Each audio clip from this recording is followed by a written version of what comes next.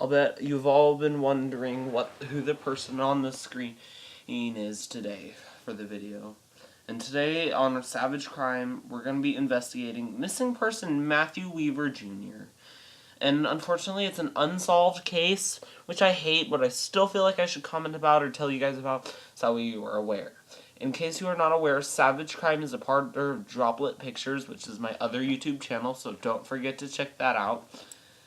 And request for any missing person cases that you've heard of that don't get a lot of attention, because I've listened to many crime podcasts and they'll cover cases and then so many people will forget about them for so long. So yeah, let's jump into today's case, guys. Savage Crime is brought to you by Droplet Pictures. So Matthew Weaver Jr. is a 5'9" male, weighs 140 pounds, brown hair and eyes, 21 years old. Some people have told me he has hazel eyes, but I don't know how true that is, because if you look in the picture, it doesn't really look like his eyes are hazel. I know some people who have their eye color changes sometimes, so I don't know exactly what is true and what is not. So yeah. So he's also 21 years old, and this is actually quite recent. He went missing August 10th, 2018, this year. So and this is in California. This isn't that far away from Arizona, guys. So if you know if you know anything about him, if you know if you've seen him since then, if you have anything to tell the LAPD about them, the Los Angeles Police Department, call 213-996-1800. So that again, that's 213-996-1800. Alright. To help find him if you have anything about him. So Matthew Weaver Jr. had just recently moved out from his stepmom Brooke Tipton's house in Simi Valley, California, which isn't that far away from Los Angeles. So but he was a lineman for a telephone construction company. So he moved closer to get to his job, and his father actually ran the company. So he moved, and so he got with if you all know moved. If anyone here listening has moved, you know you have to leave your old friends behind, and you have to make new ones. But even before he was going to move, he recently broke up with his long-term girlfriend.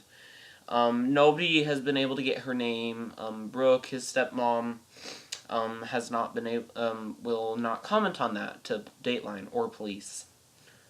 So he worked for his dad. So he went up to pick up his paycheck for the week for his work so far on August 9th.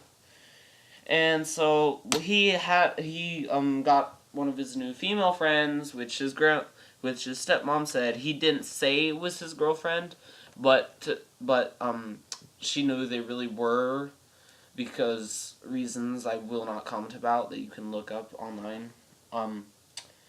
He went to go pick her up just after he told his father when he went to go get his check.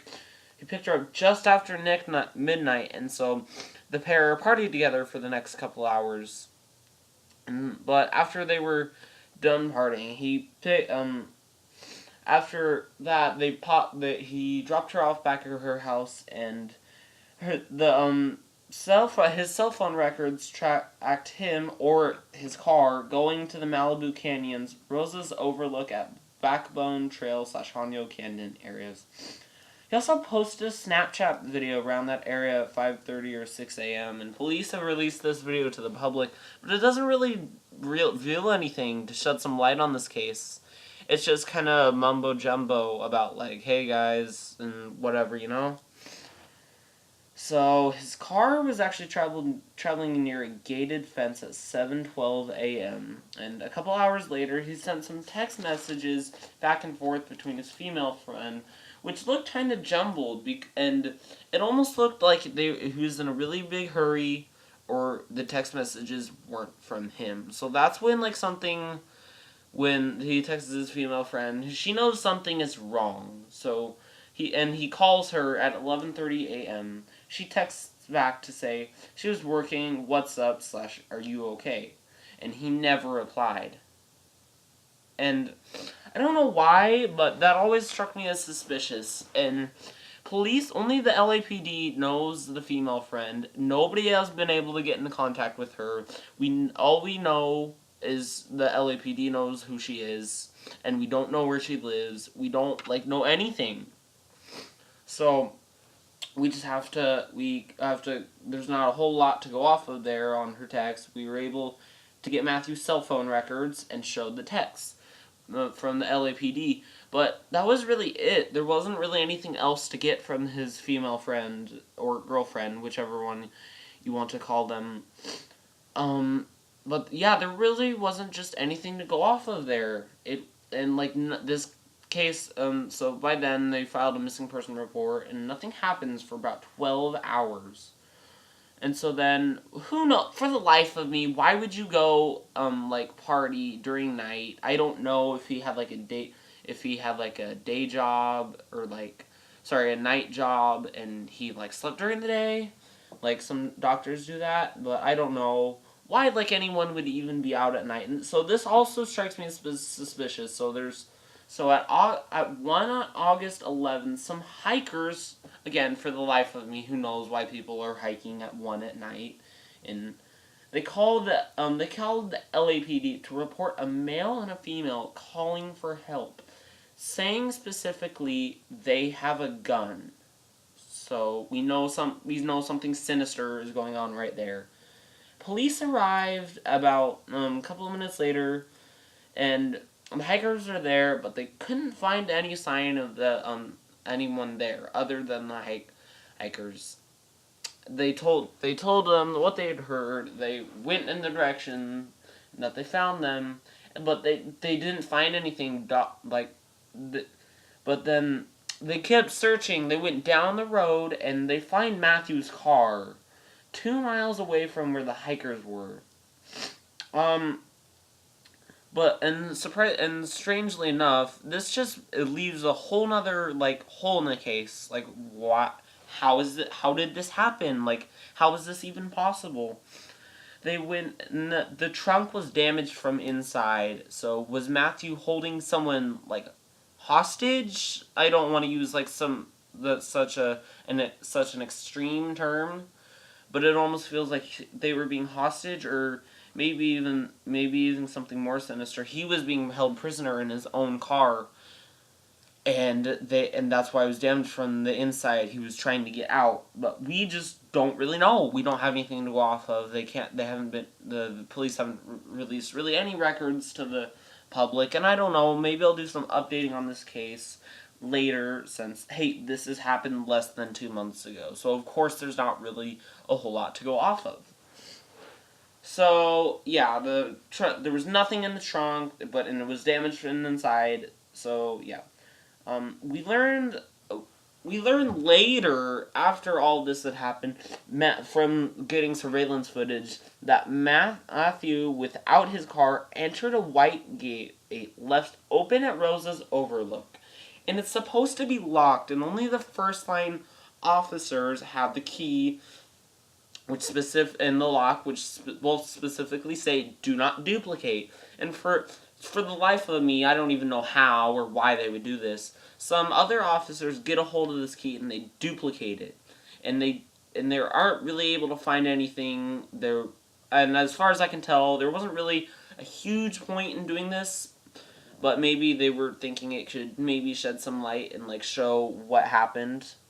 But it's supposed to be locked, so the lock and keys had to be changed, and he could have left his car. He could have not gotten in his car since he entered that white gate. And let's remember, that's at about 7:12.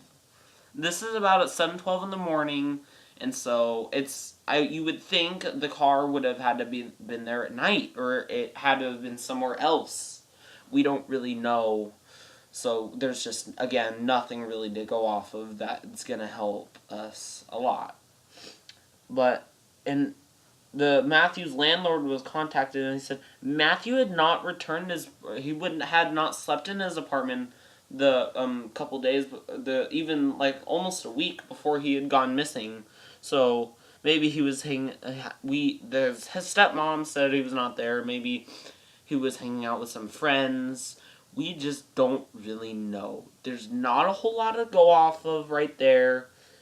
And his family says, quote unquote, no way he just fell off the grid and went somewhere to let his family think he is dead.